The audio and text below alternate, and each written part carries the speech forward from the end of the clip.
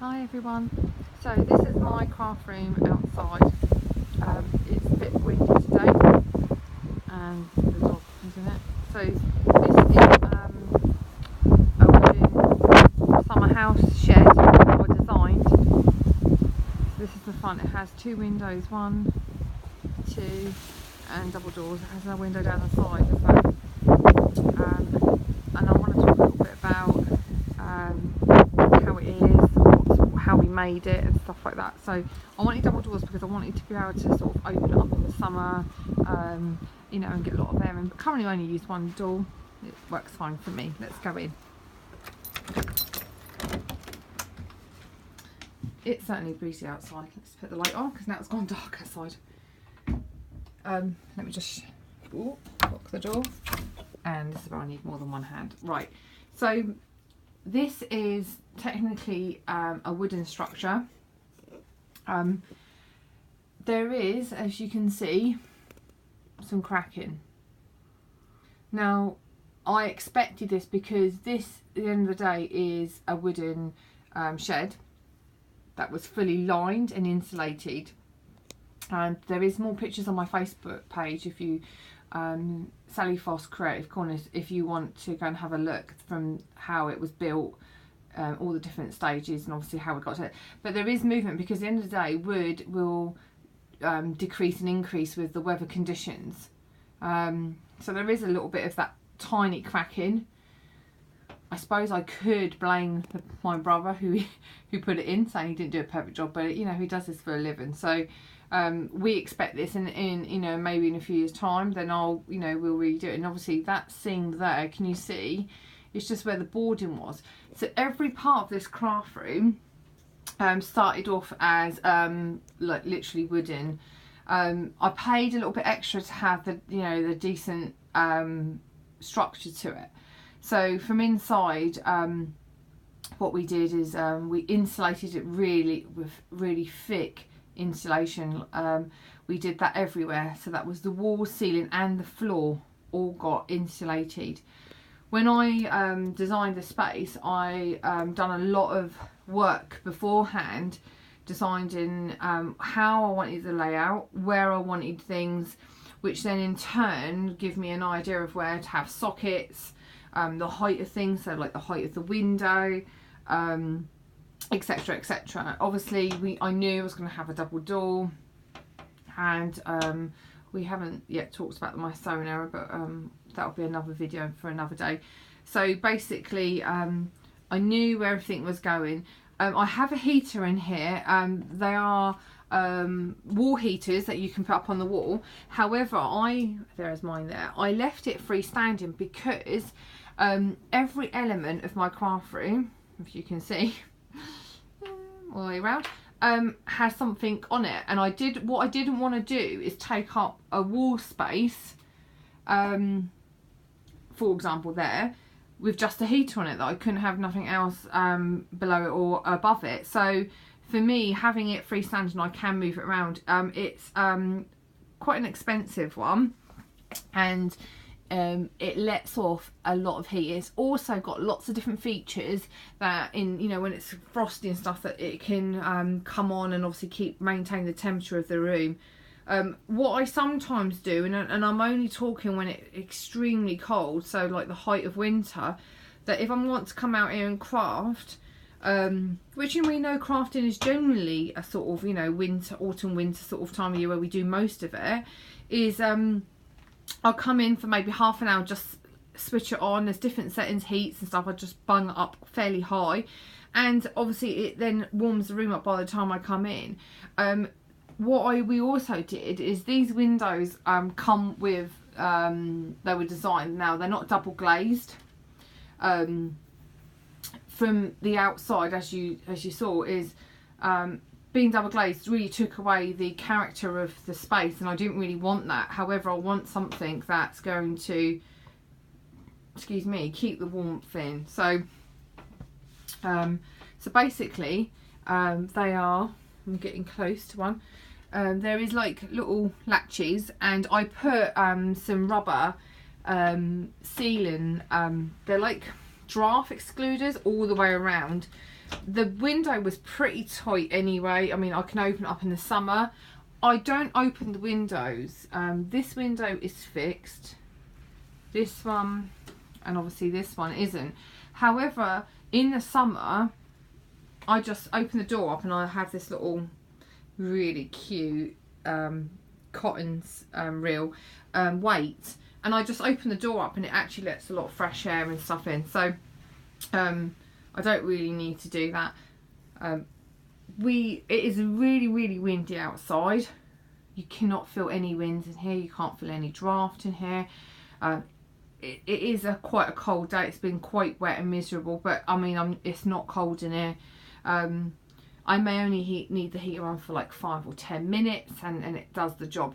So basically, as the walls, the ceilings and the floor, it was completely raw. It was like a basic shed, and obviously we insulated it, we boarded it with fire resistant boarding, and then we didn't even plaster it. We just taped the joints and then painted over it. You can't really tell the joints. Like I said, my brother does this for a living, so it was pretty simple.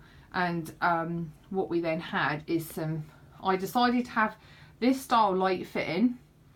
I have two. I have one here and one over here, because what I wanted to do is have as multiple lights on one fitting. So basically I've literally just turned them just to sort of face, as you can see, different things, and they can be moved around. I have obviously a couple of like little lamps. I have one there and I have one in the sewing area. The sun is coming out now, but even on a miserable day, this room is pretty light. You know, this is my space. This is, you know, it's a pretty light space. So the electrics in here, we have quite a lot of electrics. I have lights here. I don't know if you noticed from outside, but I also have two little lights that can go on of an evening out on the front of the craft room. So one is the inside, one's outside, and I've actually purchased these little shabby chic covers. It's just vinyl. You just stick it on top of your sockets. I have a socket over here. I do have Wi-Fi down here, and we have a little booster there because sometimes it doesn't work. Excuse the knocking, but the wind is howling outside. So I have a booster there, and also have socket there. I have a socket underneath. This craft room has its own fuse box and its own electricity from the main house. So if, for example, there was a fire or whatever, the breaker would go off here and it would obviously cut off. It wouldn't obviously cut off anything from the main house. So it is yes, it is a wooden craft, you know, wooden shed, but it's not like that inside. It doesn't feel like that inside. I've seen many examples of craft rooms that are sheds, and certainly mine doesn't feel or look like that. The ceilings, yeah, they do go slightly down towards the out edges of the room, but this is the highest peak, and obviously I'm 5'9", and this ceiling is easily over 6 foot, so way, you know, loads more space. I think even stretching my arm right up, I cannot touch the center of the ceiling. So so obviously I have double socket here, because when I designed the room I knew where everything was going. I have got a double socket underneath. I have a double socket down the side over here, which obviously my heat is plugged into. Moving round, I have a double socket here. I also have a double socket behind here, which you cannot see. I have one underneath. I have a double socket over here. I have one underneath. So basically I try to have as much socket space because I knew where I'd be wanting things, you know. So some of the stuff is plugged in underneath, and I've freed up some of the sockets on top for, you know, other bits and bobs. The paint in here is just literally white paint, white emulsion. Like I said, we have, you know, a little bit of tiny cracking in the corner. You know, at some point I can put silicone in that, which, you know, obviously has got some movement to it, but I'm not worried at the moment. It's not massive. I've got a little coat coat. No, it's not a curtain rail. Curtain rail on the top there, something really light. Just because if I'm wanting to draw the curtain, I can. With the curtain drawn, you know, it still lets, you know, lights are on in here obviously, but it still lets a lot of light in. If I need to hide anything here, I can keep the curtains drawn. Sometimes I have things in here, kids' Christmas presents, stuff like that. So, and the door is, you know, it's a double door, opens up. I have these catches that sort of, we can just, I'll just keep, because obviously the key is on the outside, but you can, you know, open and shut from there. In the summer it's nice to open up, but I only generally use that one door. Obviously now I've got this stuff here, I don't really need to open that second door, and actually I haven't. I used to open to get all the furniture in. But you know, in time, if we ever do decide to use this space as something else, then we have the option of having a double door.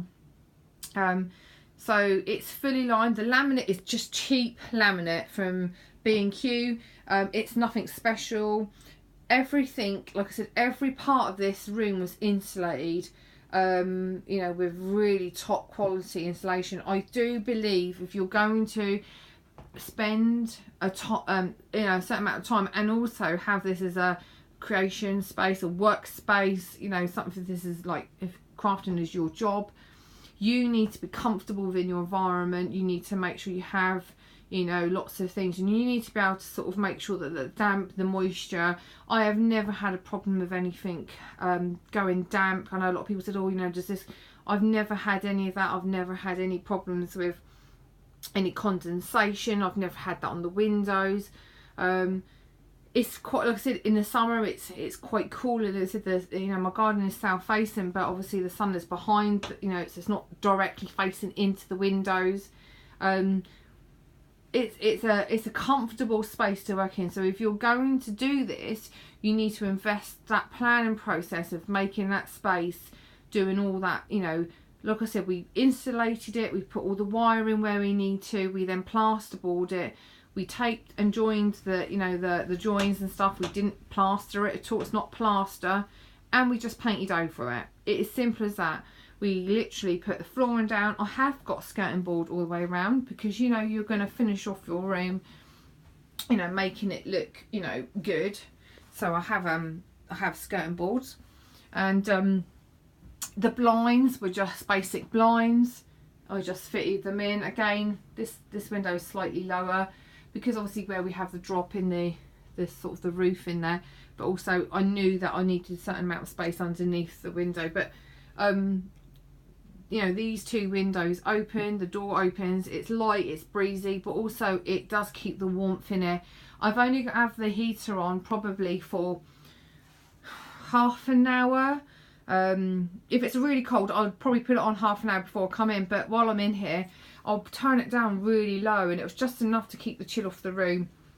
And I've never had a problem. Sometimes I might not get into my craft room for a few weeks, and I don't have a problem with any of the stuff, you know, being damp or warping or any moisture or anything like that. So it's, you know, it's a pretty well contained space. Yes, it is a shed, but you could never say that from looking at it from here.